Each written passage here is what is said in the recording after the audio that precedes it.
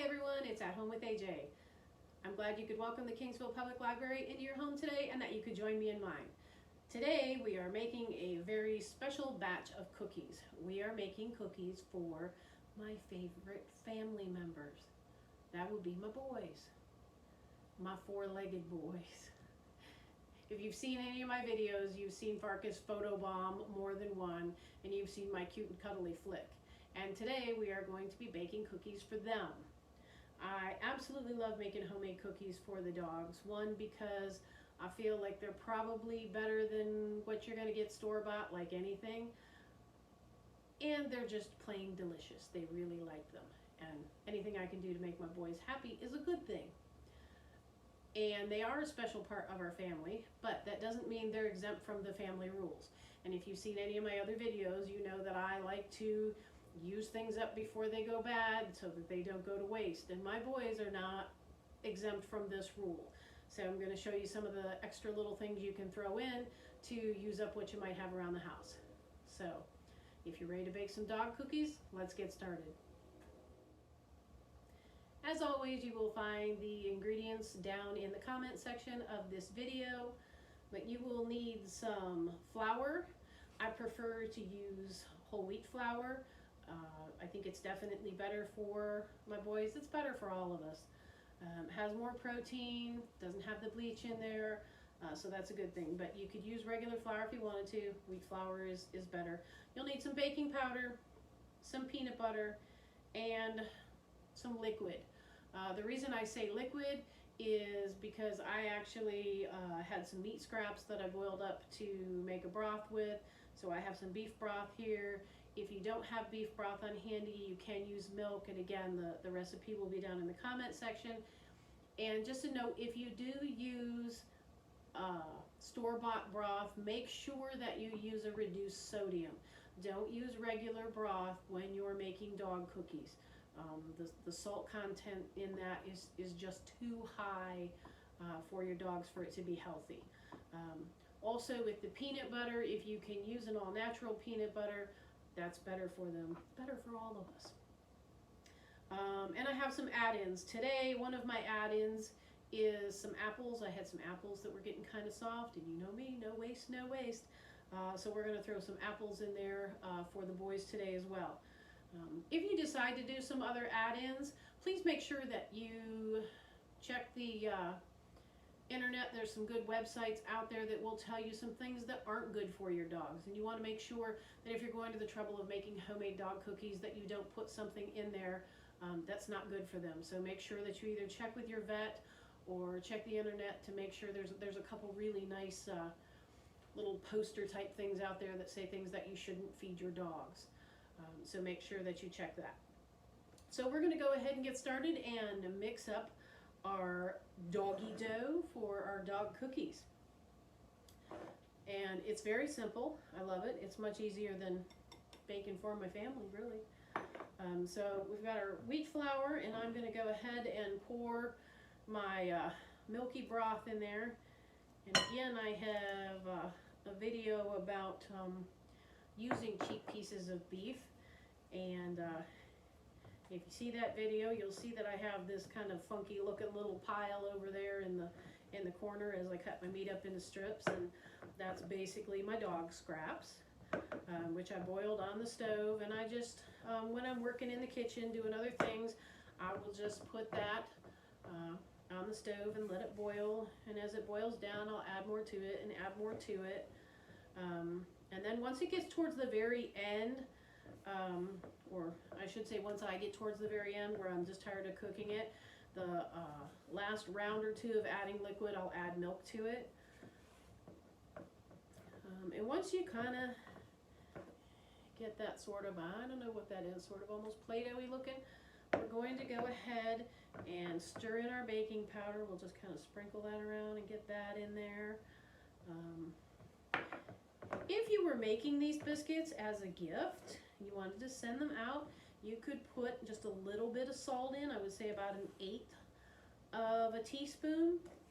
And as we've talked about before with baking, salt's one of those things that is present for the chemical reaction, not just necessarily the taste of something. causes those ingredients to work together, and in baking it helps activate the leavening process, which is the rising, the fluffiness, the puffiness. So if you wanted a fluffier, puffier kind of look to your biscuit, just a little bit of salt. Again, we really want to watch the salt with the doggies. We should watch our salt too, but it's especially important with our canine friends. Okay, now that I got a good dough going on here, I'm going to go ahead and flop my peanut butter in here.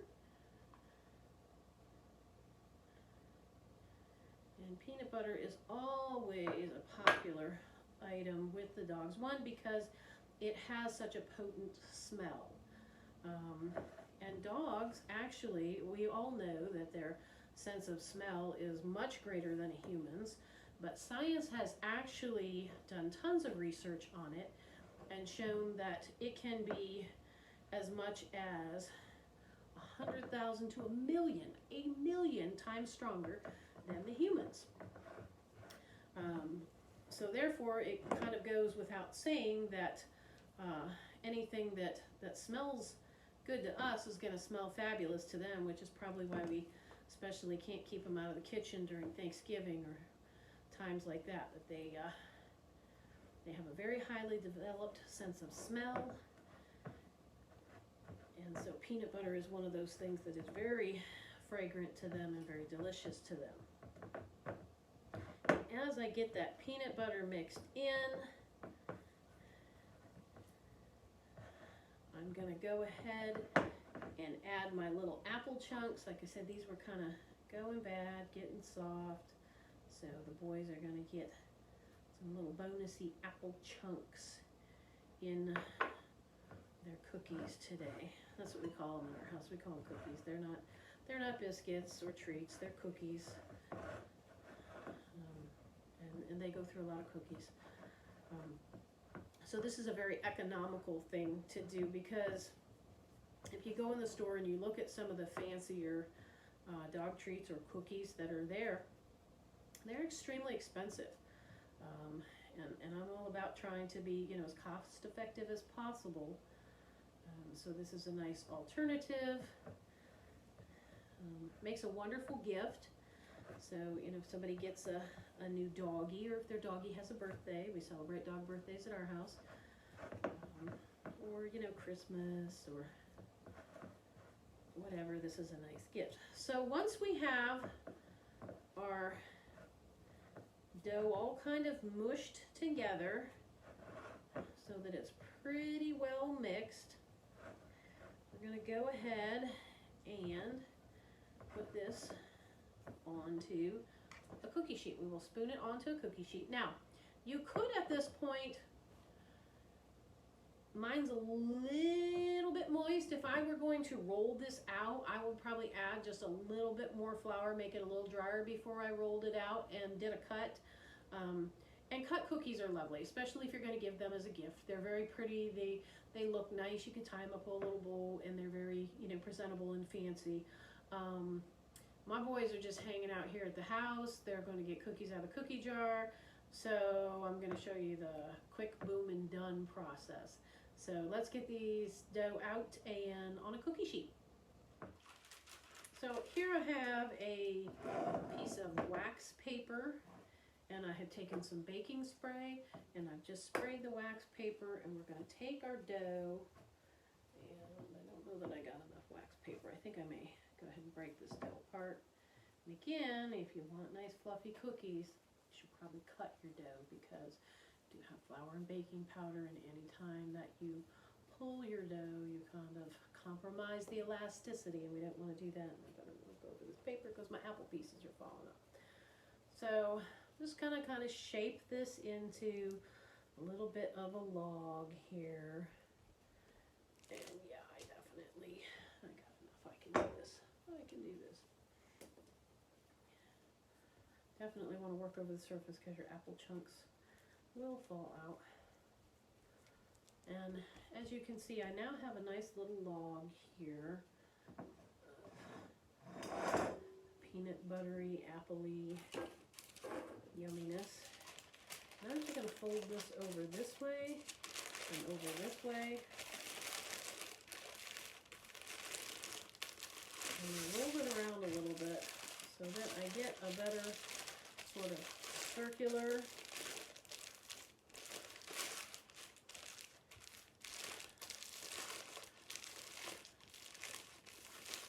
And then I am actually going to stick this in the fridge for just about 15 minutes because I want it to get a little harder because I'm going to slice my cookies. So once we've refrigerated our dough and it's chilled a little bit so it's a little bit easier to handle, we're going to go ahead and slice it off into chunks. And once we get a few chunks on the cookie sheet, I'm going to take my potato masher. You could use the end of a glass, whatever you have. And I'm just going to flatten these out a little bit more so that they're not quite so thick.